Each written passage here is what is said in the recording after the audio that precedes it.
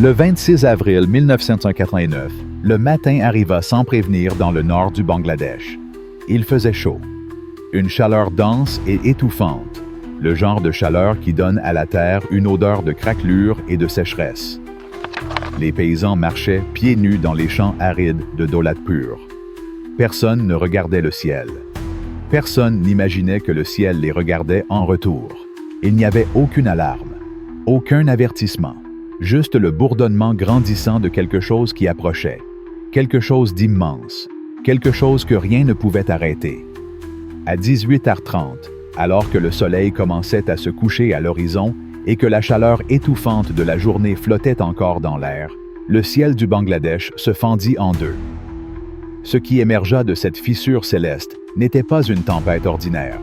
Ce n'était pas une simple rafale de vent. C'était tout autre chose. Une créature colossale, invisible mais impitoyable, prit forme entre deux humbles districts du centre du pays. Son corps mesurait plus de 2 km de large. Ses membres, mus par des vents violents, atteignaient des vitesses frôlant les 300 km à l'heure. En quelques minutes, le monde connu de milliers de personnes fut bouleversé. Comme si la terre avait décidé de se rebeller. Comme si les cieux, furieux, étaient descendus pour tout emporter sur leur passage. Les maisons, construites avec effort et espoir, ont disparu comme du papier de riz. Les murs se sont effondrés, les toits ont été emportés, et avec eux, les rêves, les familles et l'enfance. Les corps ont été soulevés par le vent et projetés à des centaines de mètres de leur lieu de refuge. Certaines victimes n'ont jamais été retrouvées, d'autres sont réapparues des jours plus tard, sans vie, couvertes de boue, de branches et de silence. Plus de 1300 personnes sont mortes, hommes, femmes, vieillards, et des centaines d'enfants, rayés de la carte par un ennemi qui n'a laissé aucune trace visible, si ce n'est une dévastation totale. Des dizaines de milliers d'autres ont tout perdu. Tout. Ce n'était pas une guerre. Ce n'était pas une bombe. Ce n'était pas une épidémie. C'était de l'air. Mais pas n'importe lequel. C'était de l'air en forme de monstre. Un colosse tourbillonnant, impensable, qui s'est abattu sans prévenir et a déchaîné l'enfer sur les plus pauvres. Le Bangladesh est un pays marqué par l'eau et les difficultés. Il a connu cyclones, inondations, crises politiques et une pauvreté extrême. Mais ce qui s'est passé cet après-midi-là n'est rien comparé à tout cela. Car ce n'était pas une tragédie annoncée. C'était une embuscade venue du ciel. La tornade la plus meurtrière de l'histoire de l'humanité n'a pas touché le Kansas. Elle n'est pas née en Oklahoma. Elle est née ici, dans ce pays de rizières, de mangroves et d'humilité. Là où le sol est fertile, mais la vie fragile. Là où le ciel, autrefois, s'est brisé en 1000 morceaux. Et chacun de ces fragments est tombé avec fureur. Aujourd'hui, plus de 30 ans plus tard, presque personne ne se souvient de son nom. Aucune plaque ne le mentionne. Aucun manuel scolaire ne l'enseigne. Et pourtant, ce fut l'une des plus grandes catastrophes climatiques jamais enregistrées par l'humanité. Le monde l'a oublié. Mais le Bangladesh, lui, ne le peut pas. Aujourd'hui, nous avons décidé d'affronter cette ombre de front. Nous voyageons au cœur du désastre, au village anéanti, aux survivants restés debout parmi les ruines, à la vérité que le vent n'a pas pu emporter. Voici l'histoire d'une tempête colossale, une tempête qui était plus que du vent. C'était un jugement. Et même si le reste du monde a fermé les yeux, le Bangladesh ne sera jamais laissé pour compte. Pour comprendre comment naît un monstre, nul besoin de regarder les profondeurs de l'océan ou les pentes d'un volcan. Il faut lever les yeux, vers l'air, vers le ciel. Car c'est là, entre des couches invisibles et des courants sans nom, que se forme une créature qui n'a pas de forme, jusqu'à ce qu'elle en ait une. Une créature qui respire comme un animal, qui avance avec détermination, et qui tue sans réfléchir. Avril 1989. Le Bangladesh, terre de riz et de sueur, était devenu un four sans soupape de sécurité. La sécheresse durait depuis des semaines, voire des mois. Le sol était si desséché qu'il se crevait de profondes fissures, comme si la terre elle-même cherchait à s'échapper. Les agriculteurs, endurcis par des générations de lutte contre les inondations, contemplaient maintenant avec désespoir un ennemi tout autre, le manque d'eau. La poussière collait à leurs chevilles, les pluies s'assèchent et le soleil est impitoyable. Mais sous ce calme angoissant, quelque chose de bien plus sinistre se préparait. Deux masses d'air, opposées par leur origine et leur nature, approchaient avec la tension inévitable d'une bataille imminente. Du sud, le souffle du golfe du Bengale s'élevait sous forme d'air chaud et humide, chargé de sel et de tempête. Du nord et de l'ouest, des courants froids et secs descendaient des vastes plaines du sous-continent indien. Ils ne venaient pas pour se mélanger, mais pour s'affronter. Et dans un pays sans chaîne de montagnes pour contenir sa fureur, sans forêt dense pour modérer la chaleur croissante, avec un sol craquelé par le soleil et un air chargé de tension, le décor était planté pour la catastrophe. C'est exactement ce qui s'est passé. Dans le ciel, invisible pour le commun des mortels mais visible par les satellites, une supercellule a commencé à se former entre les régions de Manikganj et de Saturia. Les météorologues qui ont analysé les images l'ont décrite avec une expression glaçante. Une tempête parfaite en miniature. Une supercellule est un monstre climatique capable de générer des éclairs, du tonnerre et de violentes pluies. Mais cette cellule ne se contentait pas de rejeter de l'eau. Non, elle tournait, et ce faisant, elle acquérait une rotation verticale intense, violente et persistante. C'est devenu une tornade, et pas n'importe quelle tornade. C'était l'un des plus puissants jamais enregistrés par l'œil humain. Les vents estimés dépassaient les 300 km/h. L'entonnoir atteignit une largeur impressionnante, plus d'1,5 km. Il progressa sans déviation sur plus de 80 km, laissant derrière lui une large et profonde cicatrice dans le paysage. Une ligne droite de destruction totale. Mais le plus terrifiant, c'était la durée de l'incident. Plus de 20 minutes. 20 minutes. Cela paraît court. Mais pour ceux qui l'ont vécu, ce fut une éternité de cris, de poussière et de structures volant comme des feuilles. Une éternité d'horreur continue au-dessus de villages faits de boue, de bois et de tôle. Sans fondation, sans protection, sans avertissement. Car à l'époque, en 1989, le Bangladesh ne disposait pas de radars météorologiques pour couvrir ses zones rurales. Il n'y avait pas de bulletin d'urgence. Aucune sirène ne retentissait. Personne ne savait ce qui allait arriver. Pas même les experts. Et quand il a finalement touché terre, il n'y a pas eu de répit. La tornade s'est dirigée vers le nord-est à vitesse constante. Elle a traversé Daulatpur, puis Saturia. Puis des villages dont on se souvient à peine aujourd'hui, car ils ont disparu. Certaines communautés ont tout simplement disparu. Pas un mur, pas un poteau, pas un arbre n'a survécu. Des maisons ont été pulvérisées, des animaux de ferme emportés, des récoltes détruites, des écoles, des églises et des centres communautaires réduits en ruines, des familles déchirées par le vent. Mais le plus cruel n'était peut-être pas la puissance de la tempête, mais sa surprise. Car au Bangladesh, jusqu'à ce jour, la menace venait toujours de la mer. Les cyclones étaient l'ennemi. L'eau avait toujours été porteuse de tragédies. Mais ce jour-là, le 26 avril, le pays a appris que l'air peut aussi tuer. Et il le fait sans prévenir. Ce jour-là, une nouvelle forme de peur naquit. Une peur tourbillonnante. Une peur enveloppée de poussière, rugissant comme une bête invisible. Une peur qu'aucun œil ne put percevoir avant qu'il ne soit trop tard. Et même aujourd'hui, plus de 30 ans plus tard, les scientifiques cherchent toujours des réponses. Car parfois, même la science ne suffit pas à expliquer la fureur du ciel.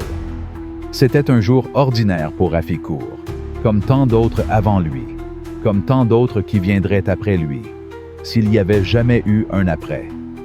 Un simple paysan des environs de Saturia, habitué à la simplicité de la vie, au rythme des saisons et à la dureté de la terre. Ce jour-là, comme toujours, il partit au premier chant des oiseaux. Il marchait parmi les sillons secs de son petit lopin de terre, crevassé par la chaleur, tandis qu'à la maison, sa femme, Nassima, cuisinait du riz dans une vieille marmite qui avait déjà résisté à trop de saisons.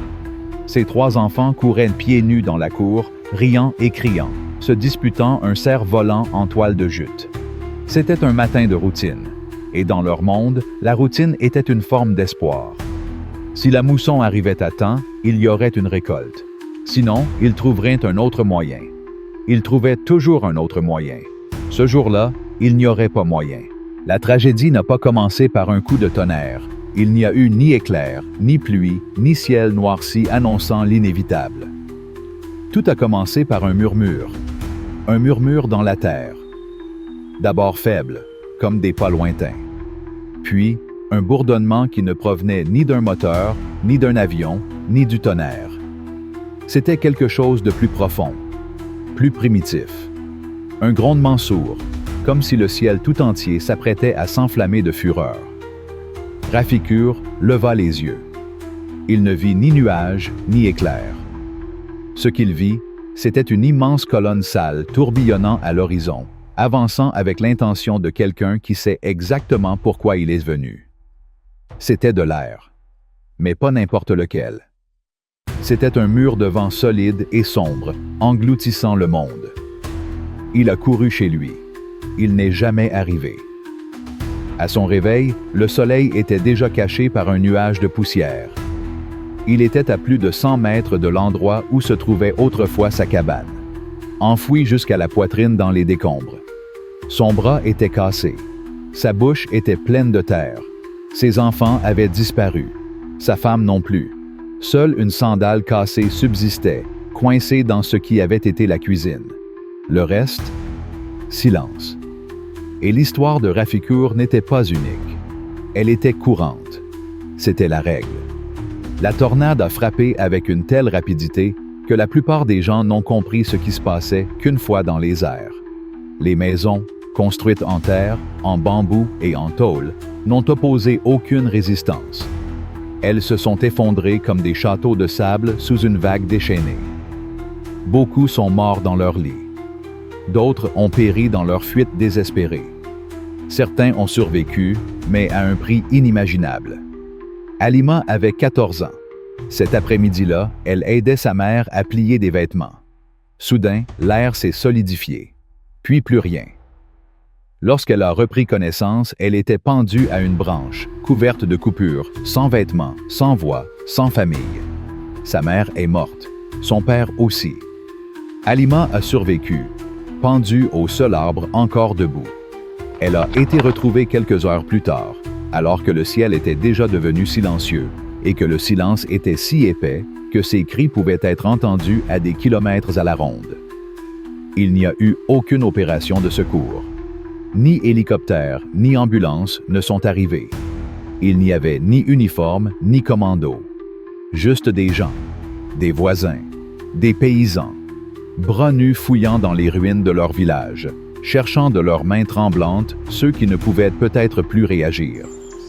Ce qu'ils ont trouvé, le plus souvent, ce sont des corps, trop nombreux.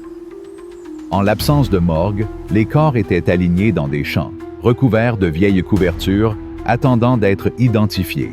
Mais souvent, personne ne venait, car ceux qui étaient censés venir étaient également morts. Plus de 80 000 personnes se sont retrouvées sans abri, soit près du double de la population de Saturia. Les villages ont disparu non seulement physiquement, mais aussi dans leur mémoire. Le vent a emporté non seulement les toits, mais aussi les noms, les photos, les écrits, les histoires, les preuves que la vie y avait autrefois existé. L'absence d'un système d'alerte précoce était plus qu'un échec. C'était une malédiction. Dans d'autres régions du monde, comme aux États-Unis, où les tornades sont un ennemi notoire, on trouve des sirènes, des protocoles, des radars Doppler et des exercices scolaires. Au Bangladesh, en 1989, il n'y avait rien. Personne ne savait ce qui allait arriver. Personne ne savait quoi faire. Personne n'avait jamais entendu parler de tornades. Ils ignoraient qu'il fallait rester loin des fenêtres, qu'il fallait chercher refuge sous terre, que le ciel pouvait devenir une arme sans même laisser tomber une seule goutte de pluie. Leur ignorance n'était pas de leur faute. Elle faisait partie du désastre. Au petit matin, certains présentateurs ont tenté de décrire ce qu'ils voyaient. Mais les lignes de communication étaient saturées. Les stations de radio locales étaient hors service. Il a fallu des heures au gouvernement pour saisir l'ampleur de la situation. Et lorsqu'il a finalement compris, il était trop tard. Les témoignages venaient d'un autre monde. Des gens ont vu des vaches voler au-dessus des arbres. Un homme s'est réveillé dans un lagon, à plus d'1 kilomètre de l'endroit où se trouvait autrefois sa maison. Une mère a senti une force invisible lui arracher son fils de 6 ans des bras. Elle ne l'a plus jamais revu. Certains n'ont pas pu supporter le traumatisme. Un vieil homme a tourné en rond pendant des jours sur les ruines de sa maison, demandant sa femme. Une jeune mère a cessé de parler et de manger après la perte de ses 4 enfants. Dans les jours qui ont suivi, les histoires de suicide ont commencé à surgir. Car parfois, quand le corps survit mais pas l'âme, vivre est le plus dur. Mais même dans l'abîme, il y avait de la lumière. Un garçon de 17 ans a sauvé 6 personnes en creusant des tunnels de fortune à main nue. Une femme âgée a recouvert l'entrée d'un canal d'irrigation de son corps pour protéger ses petits-enfants. Elle est morte, mais ils ont survécu. Pendant des semaines, l'aide n'est pas arrivée. Les routes étaient des rivières de boue. Les ponts s'étaient effondrés. La rivière Jamuna, gonflée par les pluies qui ont suivi, a transformé la région en un marécage infranchissable. Les villages étaient isolés. Il n'y avait ni nourriture, ni médicaments, ni couverture. Seulement de la boue, des mouches et de la douleur. Les hôpitaux étaient débordés. À Manikganj, l'un des districts les plus durement touchés, seuls 3 médecins étaient disponibles pendant les premières 48 heures. Ils ont dû amputer des membres avec des couteaux de cuisine. Sans anesthésie, sans pansement. Les antibiotiques ont été épuisés dès le premier jour. Beaucoup sont morts non pas de leurs blessures, mais de ne pas avoir reçu de soins à temps, d'infections, de fièvre, du poids insupportable de la souffrance. Et pourtant, personne n'est parti, car il n'y avait nulle part où aller. Avec des branches, des morceaux de tôle, des bâches en plastique et des déchets, les survivants commencèrent à construire des abris de fortune. Ils dormaient dans la boue. Ils se relayaient pour monter la garde la nuit, craignant le retour du monstre. Mais il ne restait plus rien à emporter par le vent. Au milieu de la dévastation, quelqu'un a écrit un mot sur un mur de boue fissuré, en grandes lettres rugueuses et tremblantes, à l'aide d'un fusain, Amra Benchbo. Nous survivrons. Et ils l'ont fait. Mais ils n'en sont pas sortis indemnes. Car lorsque l'air devient ennemi, quelque chose se brise à jamais. Plus rien ne semble sûr. Ni le ciel, ni la terre. Pas même le silence. Les premières nouvelles ne sont pas arrivées sous forme de gros titres. Elles ne sont pas arrivées avec des sirènes ou l'urgence journalistique. Elles sont arrivées comme des murmures, comme des échos brisés venus d'une terre lointaine. Une tornade, au Bangladesh. Des centaines de morts, peut-être des milliers. Les chiffres étaient vagues, l'information incertaine et, pour beaucoup, impossible à croire. Un cyclone peut-être, pensèrent certains. Un orage, un des nombreux qui ont frappé cette région. Mais une tornade d'une telle ampleur était sans précédent. Pas dans cette partie du monde. Pas avec une telle fureur. Les mots ne suffisaient pas à décrire ce qui s'était passé. Même les médias locaux ne savaient pas comment le qualifier. Car ce n'était pas seulement une tempête. Ce n'était pas seulement du vent. C'était l'annihilation. Durant les premiers jours, la couverture médiatique fut chaotique. Les lignes téléphoniques étaient coupées. Les stations de radio rurales étaient détruites. Et les routes menant à Saturia, Daulatpur et aux villages environnants étaient totalement impraticables. Les journalistes ne pouvaient pas y accéder. Et beaucoup n'essayaient tout simplement pas. Le Bangladesh était déjà habitué aux catastrophes naturelles. Un événement de plus dans un pays qui vit au milieu des tragédies, entendait-on dire. Mais cette fois, ce n'était pas un événement de plus. C'était la tornade. Lorsque les premiers reporters sont finalement arrivés sur les lieux, ce qu'ils ont découvert a dépassé toutes les prévisions, tous les chiffres, toutes les expériences précédentes. Un journaliste local a écrit un article qui allait donner le ton de ce qui allait suivre. Il n'y a pas d'arbres, pas de maisons, pas de route. Il n'y a que de la terre, et des cris, et un calme glacial, comme si l'air avait honte de ce qu'il a fait. Ces propos furent d'abord publiés dans un journal régional, puis repris par la presse nationale. Mais les chiffres qui commencèrent à circuler étaient si accablants, si disproportionnés, que même à l'intérieur du pays, certains doutèrent de leur véracité. Plus d'1 millier de morts, des dizaines de milliers de sans-abri, 80 kilomètres de destruction continue. Dans le reste du monde, l'histoire a à peine fait la une des journaux. Juste quelques lignes dans les rubriques internationales de certains journaux. Quelques paragraphes perdus parmi d'autres nouvelles. Une tornade fait des centaines de morts au Bangladesh, titrait un journal. Froid, lointain, anonyme. Et c'était compréhensible, en partie.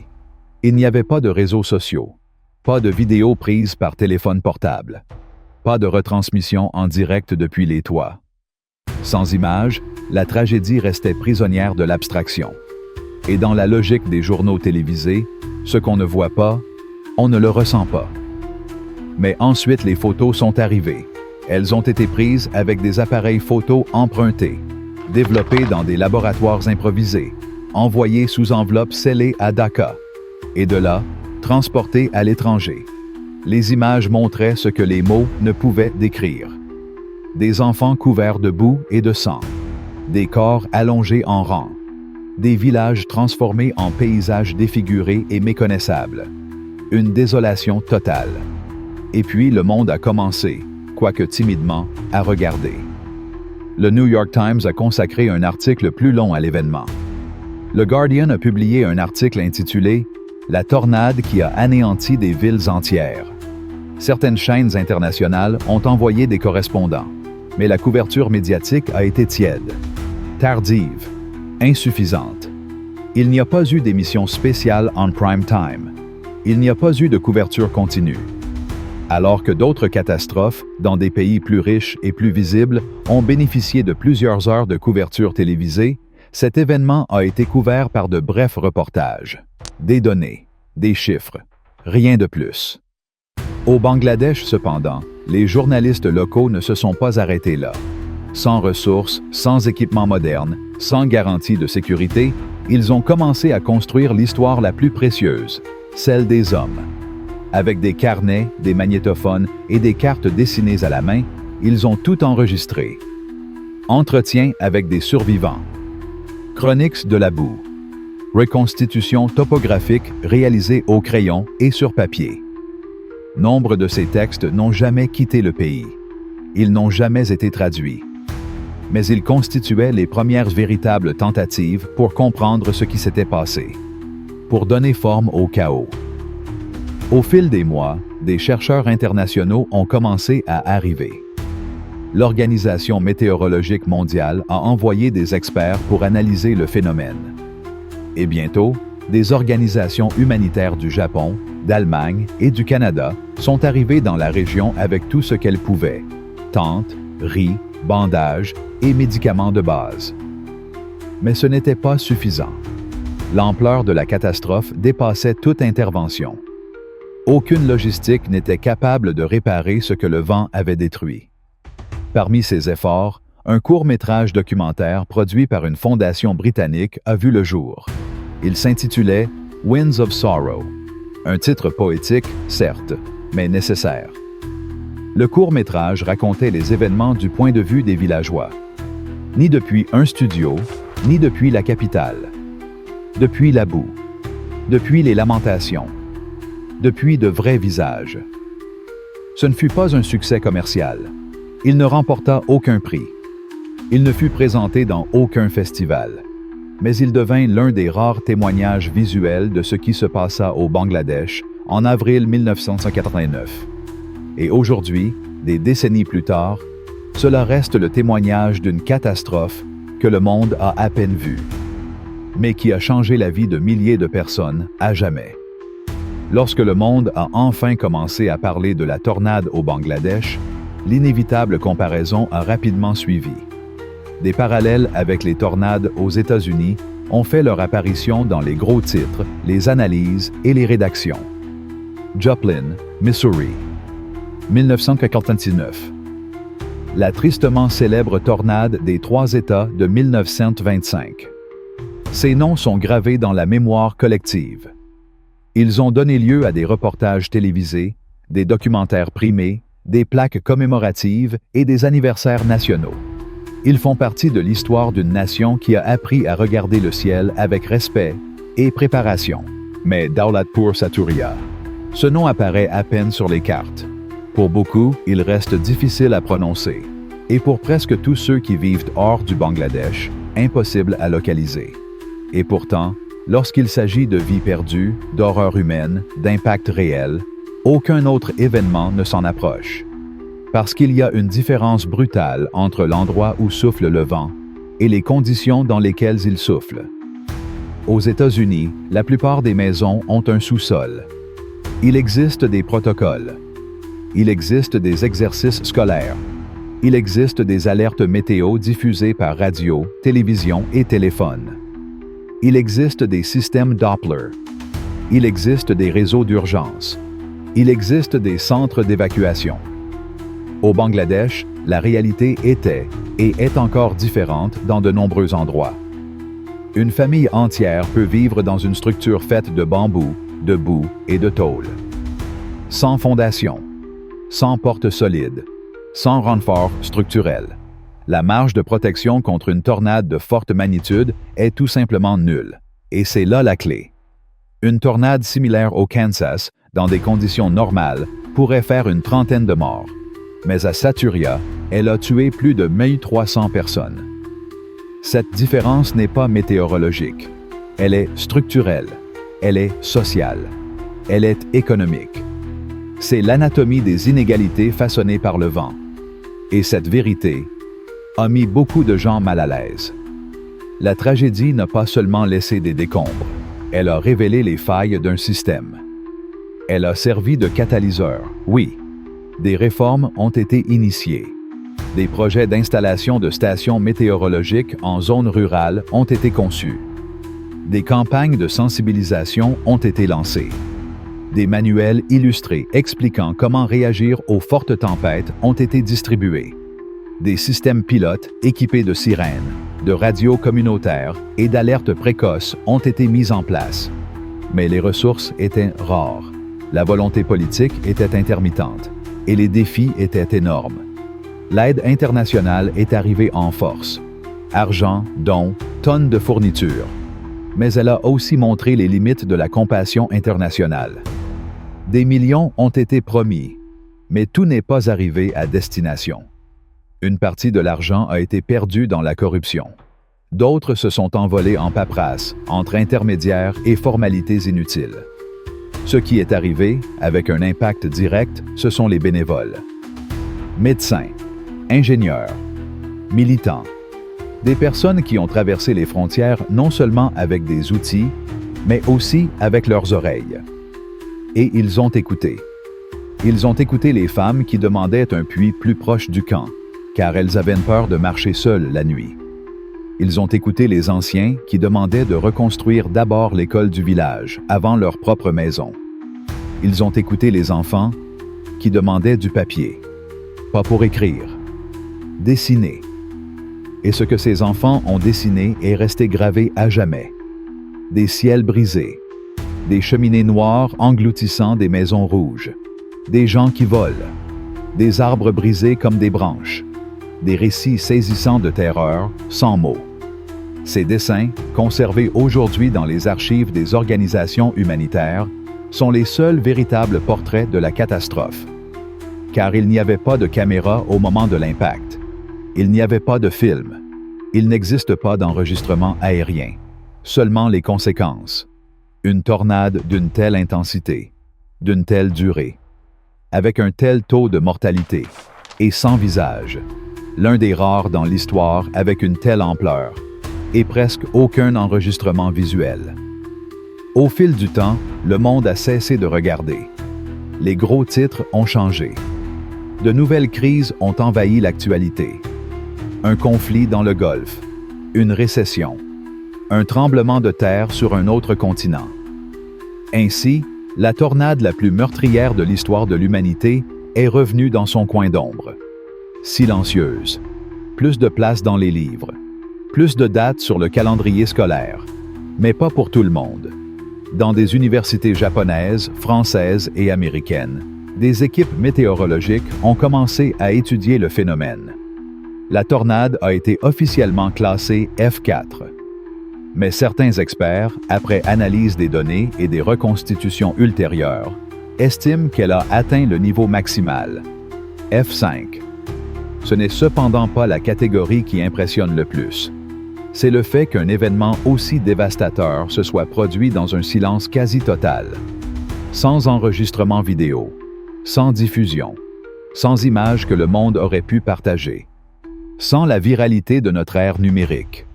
C'est une catastrophe sans témoin, hormis ceux qui ont survécu pour raconter l'histoire. Un cataclysme invisible pour le reste de la planète, mais avec des milliers de noms. Aujourd'hui, au Bangladesh, certains continuent de se battre pour se souvenir. Des organisations locales ont tenté d'installer des plaques commémoratives, d'instaurer des journées scolaires dédiées à la tornade, de publier des livres et d'organiser des conférences. Mais lutter contre l'oubli est difficile. Dans un pays où les tragédies se répètent à chaque saison, perpétuer une histoire unique devient un acte de résistance. Car si le vent ne laisse aucune trace, qui s'en souvient? Seuls ceux qui ont entendu son rugissement. Seuls ceux qui ont senti l'air devenir solide. Seuls ceux qui ont survécu et tremblent encore lorsque le ciel s'assombrit. Ils n'oublient pas. Et grâce à eux, nous non plus. Aucune science n'en vaut la peine. Aucune préparation. Aucune défense possible. Quand le ciel décide de nous tomber sur la tête. Et en avril 1989, c'est exactement ce qui s'est passé.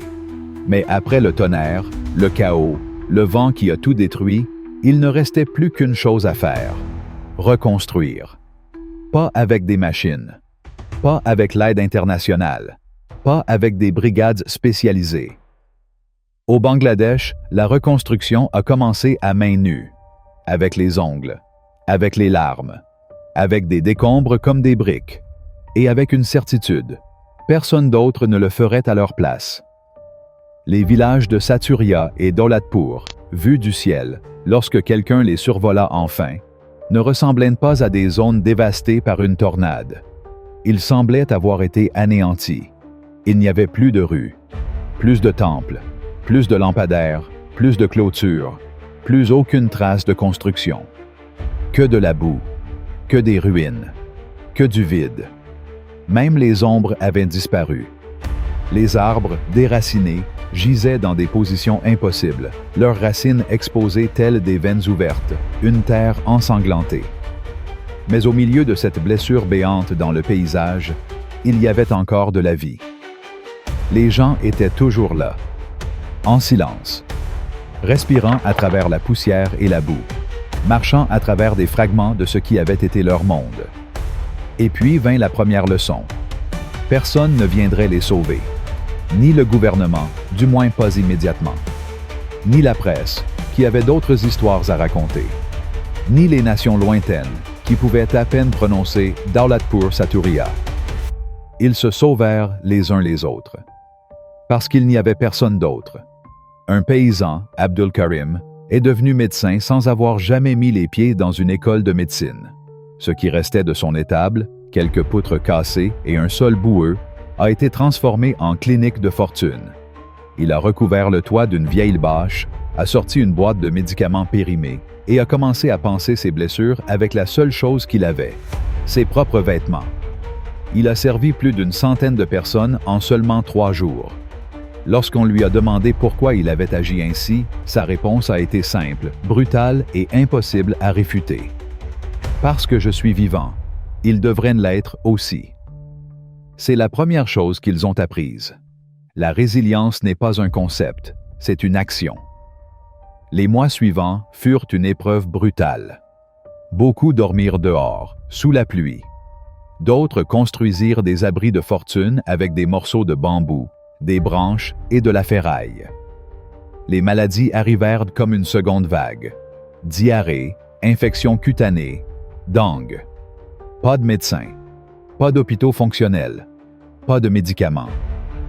Ce que le vent n'avait pas tué, l'eau stagnante et le désespoir commençaient à le tuer. Mais quelque chose d'autre demeurait. La volonté de reconstruire. Les femmes commencèrent à tresser des paniers, non seulement pour survivre, mais aussi pour les vendre sur des marchés improvisés. Les enfants parcouraient de longues distances pour aller chercher de l'eau, parfois plus de 3 kilomètres sous un soleil de plomb. Les anciens racontaient des histoires tous les soirs, autour de feux de détritus, pour perpétuer la mémoire. Car ils connaissaient une vérité ancestrale. Ceux qui oublient sont condamnés à répéter leur malheur. La deuxième grande leçon est apparue lentement, telle une graine germant sous les décombres. La préparation n'est pas un luxe, c'est une nécessité. Avant la tornade, personne ne parlait d'alerte. Personne ne pensait au radar. Le pays ne disposait que d'une poignée de stations météorologiques, vieilles, peu nombreuses et mal situées. Il n'y avait ni protocole ni exercice. Personne ne savait quoi faire si le ciel se transformait en monstre. Après la catastrophe, certains experts locaux, soutenus par des scientifiques internationaux, ont commencé à exiger des changements. Un réseau national de surveillance a été proposé. Pour la première fois, on a parlé de radars Doppler, de stations automatiques, de systèmes de sonorisation et de radios communautaires. Mais dans un pays où le riz est parfois un luxe, parler de technologie sonnait comme de la science-fiction. Pourtant, le message a commencé à pénétrer. Au fil des ans, des avancées modestes mais significatives ont été réalisées. Dans certaines zones rurales, des haut-parleurs communautaires ont été installés, reliés à des stations météorologiques centrales. Des campagnes scolaires ont été élaborées avec des dessins, des jeux et des chansons pour apprendre aux enfants ce qu'il fallait faire si le ciel se mettait à rugir. Des livrets contenant des instructions de base ont été imprimés. Ne vous abritez pas sous un arbre. Cherchez un fossé. Couvrez-vous la tête. Ne courez pas face au vent. Pour beaucoup, ces avertissements sont arrivés trop tard. Mais pour les enfants qui sont arrivés plus tard, ce fut le début d'une nouvelle prise de conscience. Et c'est ainsi qu'est venue la troisième leçon, la plus complexe. Reconstruire les structures ne suffit pas. Il faut rétablir la confiance. Ayez confiance au ciel, qui n'apportait autrefois que pluie et bénédiction. Ayez confiance aux institutions, qui auraient dû nous protéger, mais ne l'ont pas fait. Ayez confiance à la vie, qui a été déracinée sans prévenir. Cette tornade n'a pas seulement dévasté des villages, elle a brisé des certitudes. L'invisible, l'air, est devenu un ennemi. Le quotidien, le vent, l'après-midi, l'horizon, est devenu une menace. Mais même dans ce monde à l'envers, les Bengalis ont persévéré. Non pas parce que c'était facile, mais parce qu'il n'y avait pas d'autre alternative. Et ils l'ont fait comme savent le faire ceux qui ont survécu à tout, debout, même lorsque le sol tremble, en silence, même lorsque leur âme crie, à main nue et avec dignité. Après la tornade, il ne restait pas que la destruction. Il restait quelque chose de plus sombre, plus difficile à nettoyer, plus difficile à enterrer. Méfiance. Non seulement envers le gouvernement, qui a réagi tardivement, ni envers les organisations non gouvernementales, arrivées alors que la douleur était déjà bien installée. La méfiance s'étendait à tout, même à la terre. Cette même terre qui, pendant des générations, leur avait fourni riz, abri et nourriture, était désormais perçue comme une traîtresse, comme une complice du vent. Les enfants avaient une peur de la pluie, adultes, du silence, et chaque nuage noir qui se profilait à l'horizon était comme un présage, un rappel que l'horreur pouvait revenir, sans avertissement. C'est alors, au milieu de cette tempête émotionnelle, que la reconstruction a changé de cap. Il ne s'agissait plus seulement de construire des murs, ou de poser des toits, ou de tracer de nouvelles rues là où il n'y avait autrefois que de la boue. La reconstruction était plus lente, plus silencieuse, plus profonde. Il s'agissait de guérir l'âme. Et au Bangladesh, tout a commencé dans un lieu des plus simples, sous une bâche, au milieu de la boue, avec quelques chaises en plastique formant un cercle. Là, dans ces espaces improvisés, la parole est devenue un outil. Les organisations qui sont arrivées et les communautés qui ont résisté ont compris que pour revivre, il fallait d'abord parler. Et parler n'était pas facile. Non pas ce que le vent a emporté, mais ce qu'il a laissé derrière lui. Cercle de deuil, espace commémoratif, atelier de guérison. Il ne s'agissait pas de grands centres thérapeutiques animés par des psychologues qualifiés. C'étaient des voisins, des survivants, des personnes brisées, à l'écoute d'autres personnes brisées. Là, on pleurait des enfants jamais apparus. On racontait des rêves déchirés. On nommait à voix haute des visages disparus. Et, petit à petit, très lentement, quelque chose se réparait. C'est dans l'un de ces cercles qu'une femme, Parveen, qui avait perdu toute sa famille, commença à coudre. Ni avec une aiguille neuve, ni avec du fil du commerce. Elle utilisait des bouts de vêtements trouvés dans les décombres, des chemises déchirées, des jupes déchirées, des tissus chargés d'histoire. De ces bouts naquirent des couvertures, et sur chacune, elle brodait un nom, un fils, un frère, un voisin. C'était sa façon de résister à l'oubli, de dire « ils existaient ». Au fil du temps, d'autres femmes se sont jointes à l'entreprise. C'est devenu un atelier, puis une petite entreprise, puis une coopérative. Et aujourd'hui, plus de 30 ans plus tard, elles exportent des couvertures en Europe. Chacune porte une histoire. Chacune porte un souvenir tissé entre ses fils. Ainsi naquit une autre leçon, peut-être la plus amère. Les phénomènes météorologiques extrêmes ne sont pas l'avenir. C'est le présent. Ce qui s'est passé à Daulatpur et Saturia ne faisait pas exception. C'était un avertissement précoce ignoré par le monde.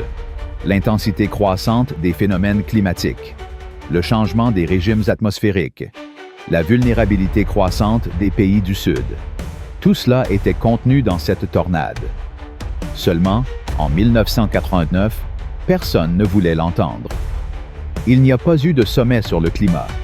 Il n'y a pas eu de débats mondiaux sur les émissions. Il n'y a pas eu de discussion sur la justice environnementale. Aujourd'hui, avec le recul, de nombreux météorologues comprennent ce qu'il était. Un événement en avance sur son temps. Un signe dans le ciel que le monde n'a pas su lire. Et pourtant, quelque chose a changé. Car le Bangladesh, ce petit pays ravagé par les cyclones, les inondations et la pauvreté, est aussi devenu un laboratoire de résilience. C'est l'un des territoires les plus innovants en matière de préparation communautaire aux catastrophes. Aujourd'hui, il existe des systèmes d'alerte par SMS, des abris multifonctionnels conçus pour les cyclones, mais aussi adaptables aux tornades, des cartes participatives des risques, créées avec l'aide des communautés elles-mêmes, des itinéraires d'évacuation, des radios d'urgence et, surtout, la sensibilisation. Une nouvelle génération n'est plus indifférente au ciel, parce que quand on voit l'air devenir meurtrier, on apprend à le déchiffrer, à l'écouter, à se méfier de la chaleur gluante qui s'installe sans prévenir, à comprendre que le calme n'est parfois que le prélude au chaos. 30 ans plus tard, Saturia n'est plus la même. Daulatpur non plus. Il y a de nouvelles écoles, quelques maisons en briques, des ponts renforcés, et le plus précieux de tout, la mémoire. Dans un coin du quartier, un mur blanc porte des noms manuscrits. Pas tous, seulement ceux dont on se souvient. Mais ce mur n'est pas là pour pleurer le passé. Il est là pour avertir l'avenir. Car au Bangladesh, chaque tragédie laisse des cicatrices, mais elle laisse aussi des traces. Graines de solidarité, graines d'organisation, graines de vie. La reconstruction n'a pas été rapide, elle n'était pas parfaite, elle n'a pas suffi à tout le monde, mais elle était réelle. Et cela a été fait par les mains de gens qui avaient absolument tout perdu. Sauf pour une chose, la volonté d'avancer. Il y eut un instant bref, mais décisif dans les jours qui suivirent de la tornade, où tout sembla se figer. Ce n'était pas la tranquillité, c'était la paralysie. comme si l'atmosphère entière refusait de bouger, honteuse de ce qu'elle avait déchaîné sur la terre. On n'entendait rien. Personne ne parlait, pas même des gémissements. Seul le craquement des pas sur le bois éclaté, les briques brisées et les toits arrachés. Et de temps à autre, un nom, répété à voix basse. Comme si, en le répétant, quelqu'un pouvait le faire apparaître parmi les décombres. Ce silence, épais comme la boue, n'a pas disparu. 30 ans plus tard, il est toujours là, invisiblement présent.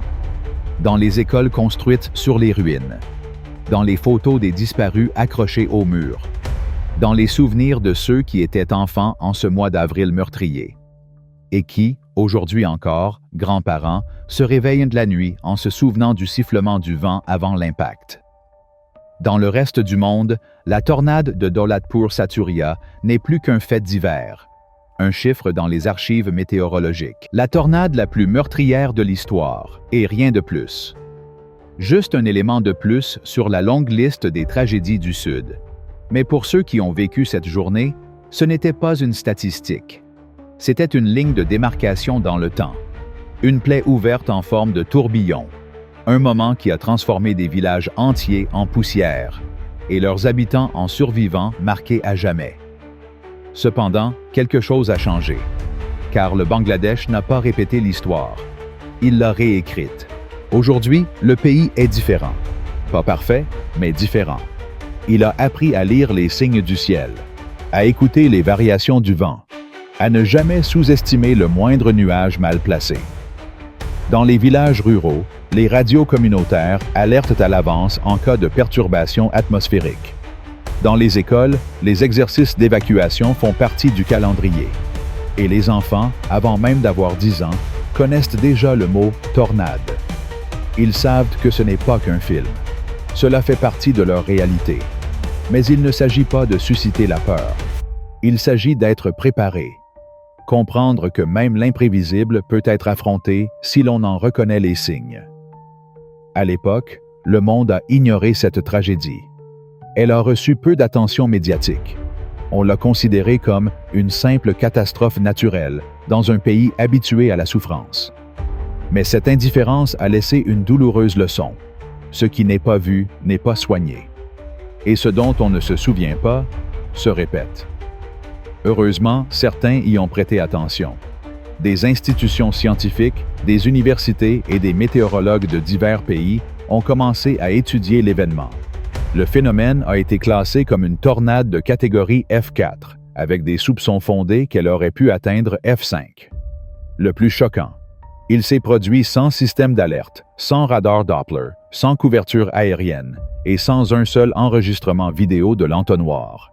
Une tornade qui a tué plus de 1300 personnes et n'a laissé aucune image en mouvement. Un record mondial de décès dû à une tornade sans visage. Ce cas était unique et, plus important encore, un exemple extrême du prix payé pour le manque d'infrastructures, d'éducation préventive et d'accès aux technologies météorologiques modernes. Et pourtant, depuis, le Bangladesh a progressé.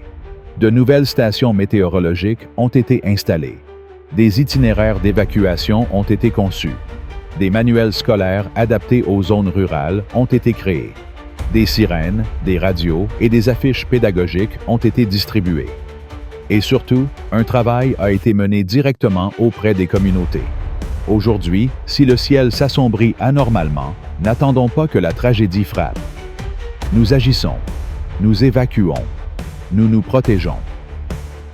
Dans un coin de Saturia, sur une colline autrefois recouverte de boue et de souffrance, une école fut construite. Sur l'un de ses murs blancs, des élèves écrivirent une phrase à la craie.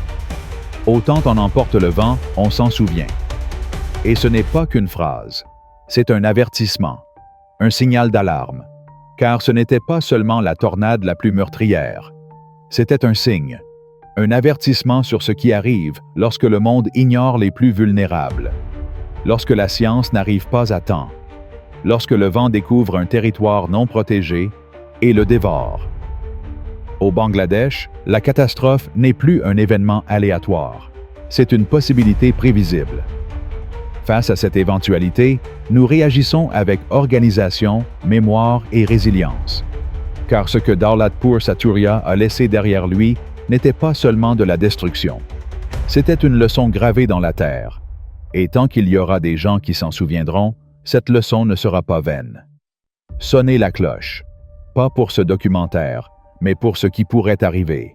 Car l'inattendu ne prévient pas toujours, mais il est toujours instructif.